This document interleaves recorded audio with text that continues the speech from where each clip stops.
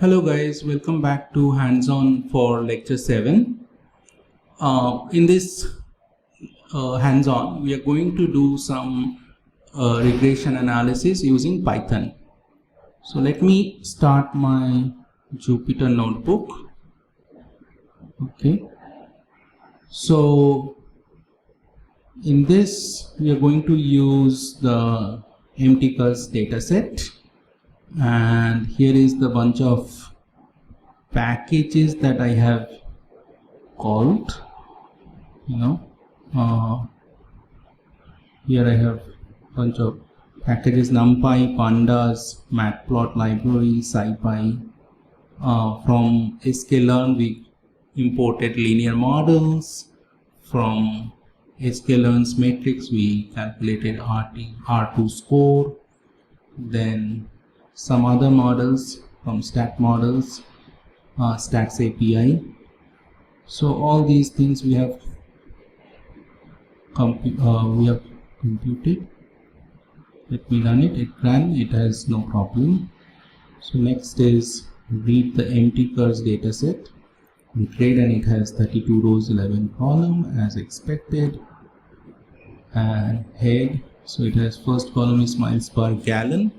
Second column is cylinder, third column is displacement, fourth column is horsepower, rear axle ratio, weight, Q-sec, V-shape or not, automatic or manual, how many gears it has, and carburetor. So the first we are going to plot weight versus miles per gallon, and as expected on the x-axis we put a weight, and on the y-axis we put gallon, miles per gallon, and there is a negative relationship. What we are seeing is as the weight of the car increases, efficiency of the car drops. So first we are going to fit a linear model with weight using a sklearn. So we are going to fit miles per gallon as a function of a plus b times weight plus error. So x is in the weight and y as the miles per gallon. And from the linear model we are calling the linear regression module, defining it as a lm, and then we are going to fit lm fit, and x we have to give this x, and for y we have to give this y, and that will be fitted as a first model. Okay, so it is done, and from the fit m1, here it is, we are extracting the intercept and calling it intercept, and the coefficient beta, and we print it as b equal to a equal to and b equal to. So we got a equal to 37.28 and b equal to negative 5.344. And we are going to calculate y hat equal to intercept plus, in dot operation we are going to do x into beta. So but it's a dot operation from NumPy we are going to call the dot operation. So we ran it. We took a equal to 37.285 and b equal to negative 5.344 from here, and then we are going to draw a straight line, AB line sometimes called, through the plots. So this we have written this small piece of function which, if you give the slope value and the intercept value, it will plot the line from slope and intercept over the scatter plot. So we run this. So over the scatter plot we draw a straight line, and this is the best fitted OLS line. Now we are fitting a model evaluation. Now we are fitting a R square. R square is 0.753, and then from the we have y and y hat. We plot y and y hat. Y is the miles per original miles per gallon, and y hat is the predicted miles per gallon or estimated miles per gallon.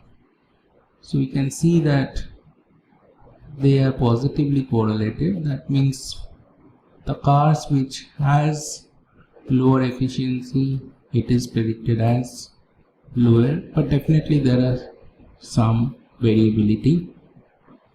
More tight it will be, better the model prediction is, we can say. So now fit linear model using weight using stat model. So that was, we fit this model using, so when we fit this model in the above, yeah, here this was done using sklearn. Now we are going to fit the same model using stat models. So smols, sm.ols, if we run that, it gives printout more like a, like a R kind of printout. Now along with weight we want to put the horsepower. So in the X we put, along with weight we put the horsepower, and we fit the model. Now we are preparing a new data with a new prototype car with weight equal to 3 and horsepower equal to 120. So in that we run. So we got the alpha and beta. Now beta will have two coefficients, so that's why it is 2 cross 1. Now predicted values will be for that, for a new prototype car which has 3 weights and weight equal to 3 units and horsepower equal to 120 units, we'll have a miles per gallon 1.78. So we can calculate the total sum of square. First you calculate y hat, then y minus y hat, and that if you square it, that will give you error sum of squares. Okay, and then if you just take sum, that will give you the total sum of squares. And then if you just calculate, divide that by n minus p minus 1, that will give you the mean sum of square. So the residual standard error is just take the square root of mean sum of square, that will give you the residual standard error.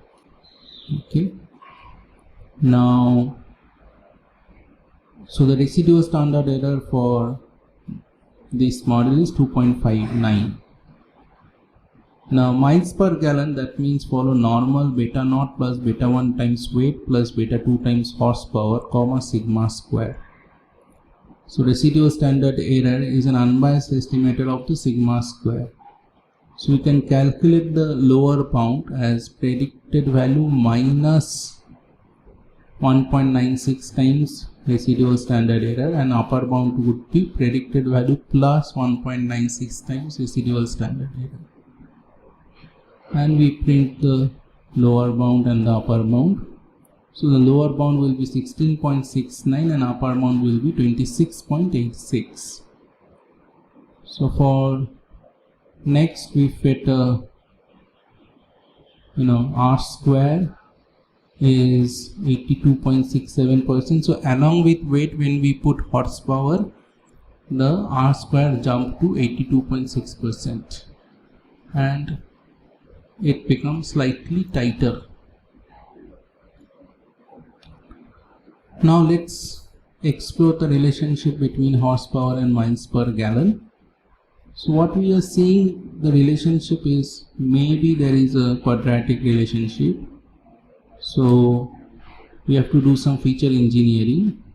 So we add a new column by simply taking the square of the column, and then x head is you have weight, horsepower and horsepower square.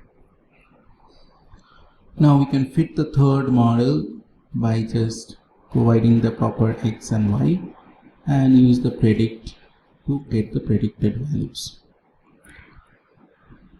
So the model evaluation, when we do the model evaluation, what we find that the whole and the R square has gone up to 85.8%, and it is becoming more tighter now.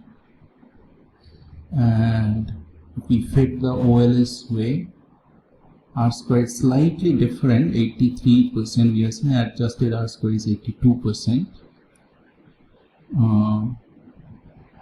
So this is the sklearn. Remember that sklearn's calculation is 85.8%, whereas statsmodels is giving us a slightly different 83%. Okay, and this is our data set with a new data set, and then when we fit the OLS in this way, okay, interesting, when we fit the OLS in this way, what we have seen that R square is now 85.8%. so maybe this is the right way of fitting the model. Okay, so okay, previously it was fitting the the old way. Okay, and now we have to do some model as checking the model assumptions. If you want to check the model assumptions, what you do, first you define the residuals and plot the residuals against the predicted value.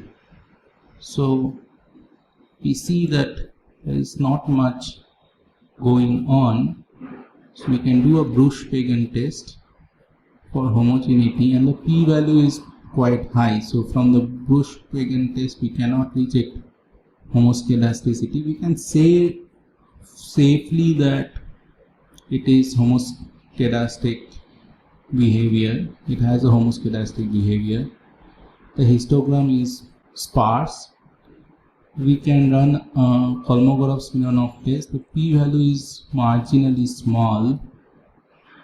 So in the previous also we saw that Kolmogorov-Smirnov test was marginally smaller, giving us a indication that there could be questionably the normality could be questionable, though other tests could be fine.